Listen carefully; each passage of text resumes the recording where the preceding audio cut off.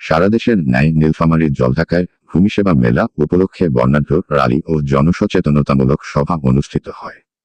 জনবান্ধব automated ভূমি ব্যবস্থাপনা, সুরক্ষিত ভূমি, সমৃদ্ধ ভবিষ্যৎ, ভূমি সেবা মেলা ও জনসচেতনতামূলক সভা অনুষ্ঠিত হয়েছে। মঙ্গলবার 19 মে উপজেলা ভূমি অফিস প্রাঙ্গণে 3 দিনব্যাপী ভূমি সেবা মেলার আনুষ্ঠানিকভাবে উদ্বোধন করা হয়েছে।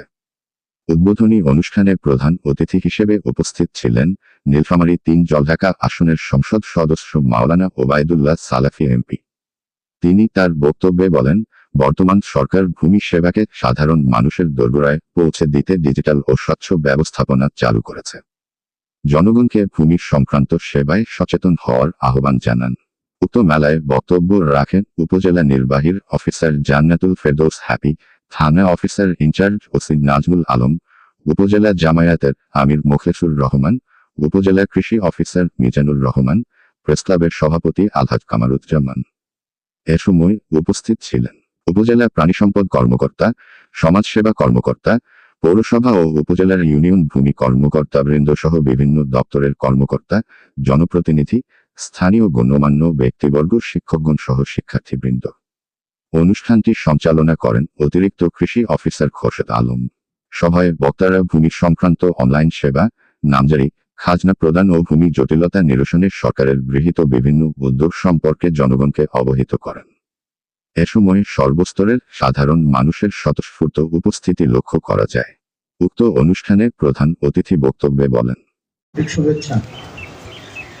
আজকের ভূমি মেলার উদ্বোধন আমাদের মাননীয় প্রধানমন্ত্রী জনাব তারেক রহমান এমপি করেছেন। আমরা ভূমি মন্ত্রণালয়ের মন্ত্রীবর্গের নিকট থেকে গুরুত্বপূর্ণ কথা শুনেছি এবং ইতিমধ্যেই আমরা আমাদের অন্যান্য অতিথিদের মাধ্যমে ভূমি সংক্রান্ত বিষয়াদি অবগত হয়েছি। আমাদের আজকের এই অনুষ্ঠানের সম্মানিত সভাপতি, জলঢাকা উপজেলার সুযোগ্য ইউনো মহোদয়, আমাদের মাঝে উপস্থিত আছেন বাংলাদেশ জামাত ইসলামী জলঢাকা উপজেলা শাখার সংগ্রামী আমির, বিশিষ্ট শিক্ষাবিদ ও সমাজসেবক জননেতা মুখলেসুর রহমান মাস্টার। আমাদের মাঝে উপস্থিত আছেন জলঢাকা থানার অফিসার ইনচার্জ জনাব নাজমুল আলম। এরপরে আমাদের জলঢাকা উপজেলা পরিষদের বিভিন্ন পর্যায়ের কর্মকর্তাবৃন্দ, ভূমি মন্ত্রণালয়ের অধীনস্থ কর্মকর্তা কর্মচারীবৃন্দ, মিডিয়ার বিভিন্ন পর্যায়ের ব্যক্তিবর্গ, প্রেস ক্লাবের সম্মানিত সভাপতি সহ সুধীমণ্ডলী এবং প্রিয় ছাত্রছাত্রীবৃন্দ। ভূমি এমন একটা জিনিস যে আমরা যারা এই পৃথিবীতে বসবাস করি তাদের সবচাইতে বড় সম্পদ হলো জমি, সবচেয়ে মূল্যবান সম্পদ হলো জমি। কেননা অন্যান্য সম্পদ যে কোনো সময় কিন্তু কি হতে পারে, পুড়ে যেতে পারে, নষ্ট হয়ে যেতে পারে, হারিয়ে যেতে পারে, ক্ষতিগ্রস্ত হতে পারে। কিন্তু ভূমি এমন একটা সম্পদ যেটা আল্লাহ সৃষ্টি করেছেন এমনভাবে যেটা কি হয় না, এটা অক্ষয় অবস্থায় আছে আর কি। এই সম্পদটা এমন একটা সম্পদ, একটা মানুষ তার ধরেন মনে করেন 3 শতক জমি ভিটা মাটি, তার কাছে এর চেয়ে জীবনের চেয়েও তার এটার মূল্যটা অনেক বেশি। কেন, সে কোথায় ঘুমাবে?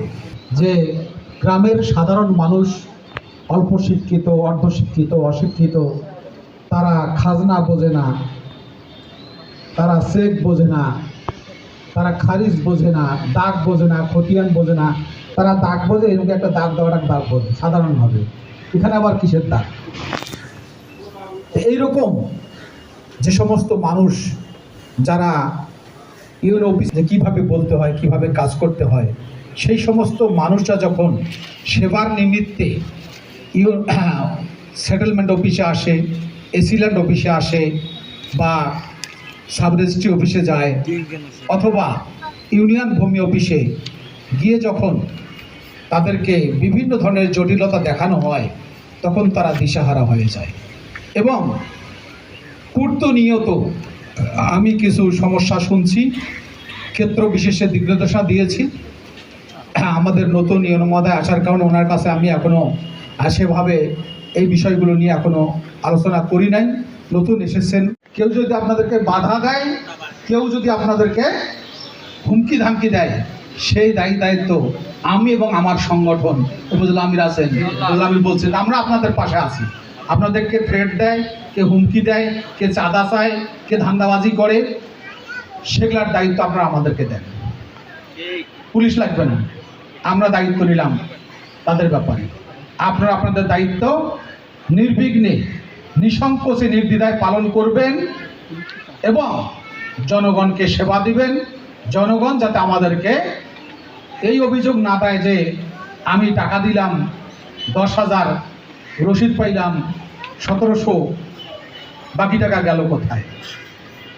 কারণ আপনারা যে দায়িত্বে আছেন সেই দায়িত্ব থেকে মানুষ আপনাদের কাছ থেকে, আপনারা জ্ঞানী মানুষ, গুণী মানুষ, শিক্ষিত মানুষ, বিবেকবান মানুষ, দেশের স্বার্থে কাজ করবেন, জনগণের স্বার্থে কাজ করবেন, মানুষের দোয়া নেবেন, অভিশাপ নেবেন না। আজকের এই মেলা সকল দিক থেকে 3 দিনব্যাপী চলবে, সকল দিক থেকে সুন্দরভাবে চলুক, সফল হোক এবং এর যে লক্ষ্যের যে উদ্দেশ্য সেটি সব দিক থেকে পরিপূর্ণতা লাভ করুক, এই প্রত্যাশা ব্যক্ত করে আজকের এই অনুষ্ঠান যারা কষ্ট করে আয়োজন করেছেন তাদের সবাইকে অনেক অনেক শুভেচ্ছা অভিনন্দন জানিয়ে আমার কথা শেষ করছি। আসসালামু আলাইকুম রহমতুল্লাহ। বাংলাদেশ জিন্দাবাদ।